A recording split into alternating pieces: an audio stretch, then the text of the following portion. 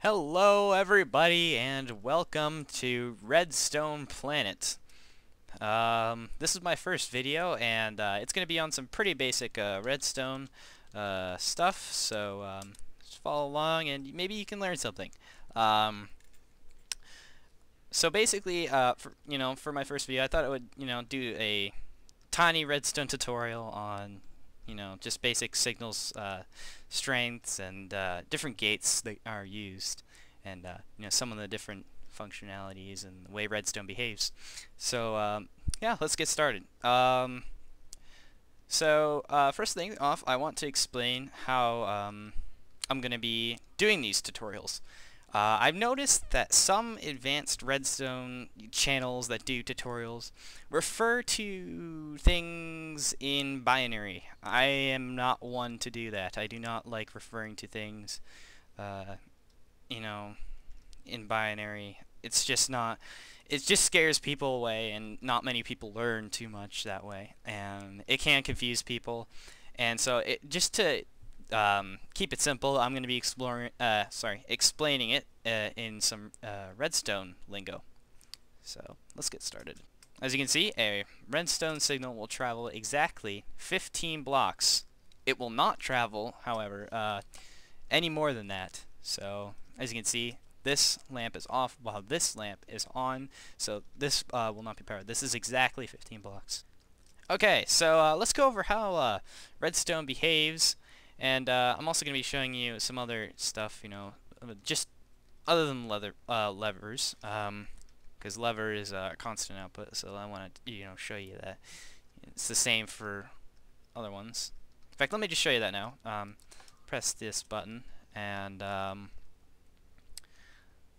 yeah, it travels the exact same distance as a lever powers. So here, you can see that this torch in the middle will not power these redstone on top. And this is because this redstone torch will not provide a signal to the blocks next to it. It will, however, provide an output to redstone that's next to it, but not blocks, unfortunately. But however, if we place a block on the top, it powers the signals around. That's because redstone can power the block directly above it, as you can see here. You can place a block and place a redstone on top. It'll power the redstone piece on top. And over here, just basically powers this block, and powers any block, any redstone dust that is touching this block. So yeah. Pretty basic stuff, Okay, so let's go over some of the gates, some of the logic and stuff that you can use. So over here, we have a inverter. And what an inverter does is it takes a current that is on and will transfer the signal to be opposite of that. So if this signal's on, this signal will be off. And if this signal's off, this signal will be on. Pretty simple. So let me show you that. Yeah.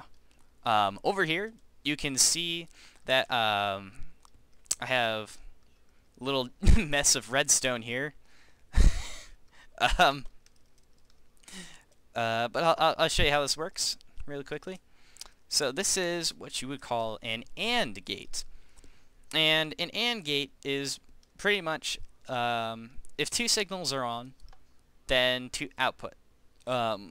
So as you can see, if I turn off one input, then I will get nothing on the output because there has to be two of these on. And the reason for this is because when this powers when this redstone gets powered, it powers this block, turning this torch off up here. Because as you see over here, inverter, when you power a block, it'll turn off redstone torch on the block, which is pretty nifty. So over here, turns the torch off, and we have to have this redstone piece in the middle, otherwise nothing will be changed here. And that would be the reason why we have this piece of redstone on this block. So that way, even if we turn off one torch, the other torch, if it's on, will be powering this and still turning off this torch. And you can also have the redstone on top to turn off the redstone as well, like this. But yeah. Okay, so next gate is called an OR gate. It's really simple, and if you think about it, it's pretty simple. Basically, this is on, gives you an output, or if this one's on, if they're both on, it gives you an output. If the other one's on, it gives you an output, but if they're both off, it doesn't give you an output at all.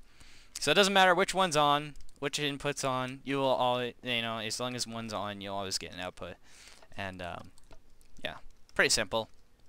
And yeah, so that's some of the logic gates. Okay, so over here I have a little setup of something called an RS NOR latch. I have no idea why it's called that, but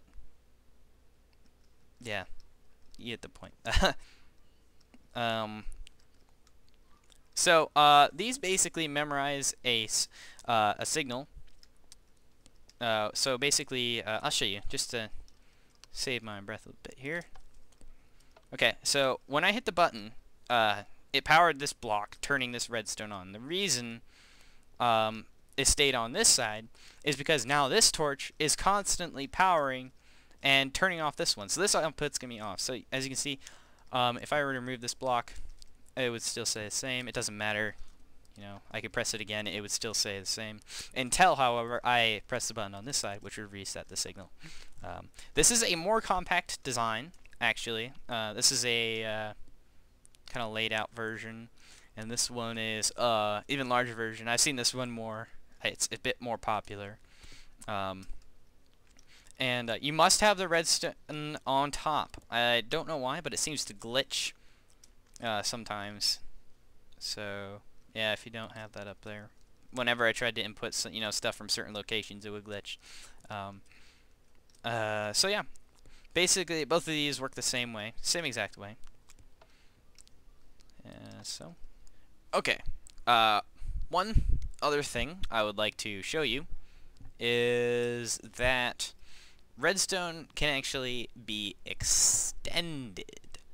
Now, you're probably like, how can redstone, actually be extended? Well, there's actually something called redstone repeater, and for some people who aren't, new to redstone, they'll know what the redstone repeater is. It'll actually take a signal, and at the end of the 15 blocks, you can actually extend the signal for another 15 blocks, and that's what this that's what this repeater does. And yeah, so there is also another functionality to repeaters. Repeaters can take a kind of delay by right-clicking on the repeater block. Now, repeater measures its delay in ticks. So once this is powered, once it powers this, it'll be if I have it like this. So there's 4 slots on a repeater. Let me explain that first. There's 4 slots on a repeater. A tick is about 1/10 of a second. I'm not too sure. I think it's 1/10 of a second. So this would be 4/10 of a second before this repeater powers the signal. It's about 4/10 of a second, and it will also work when you turn off the signal. So you have 4/10 of a second for it to extend the signal if you have the delay on, and it will take 4/10 of a second for it to turn off the signal as well. The final thing I want to show you in this video is how levers can be placed. You see how levers can be placed on the ground, they can be placed on the sides of objects, and they can also be placed on the top of objects and the bottom. And they will all work the same way and will all give a redstone output if they're toggled. So if there's a lever on top, I'm actually not sure. Let me experiment with that. Really quickly. Yeah, so you can power a redstone that's underneath as well, and you can power a redstone that's here, probably to the side as well, like this. Yeah, pretty basic. I will be going into detail on some more interesting things. As you probably noticed if I opened up my inventory before, I don't think I did. I am running the latest snapshot, and this means that I will be doing tutorials on all the new stuff, all the basic new Redstone. That's going to be coming along in the 1.5 update. Thank you guys for watching Redstone Planet. I'll see you guys next time. Like and subscribe for more tutorials, and I also will be doing some mini games. I'll be posting them on my channel soon. Some of the Redstone stuff that I create, some maps, and some pretty awesome stuff. So please check that out, and I'll see you next time.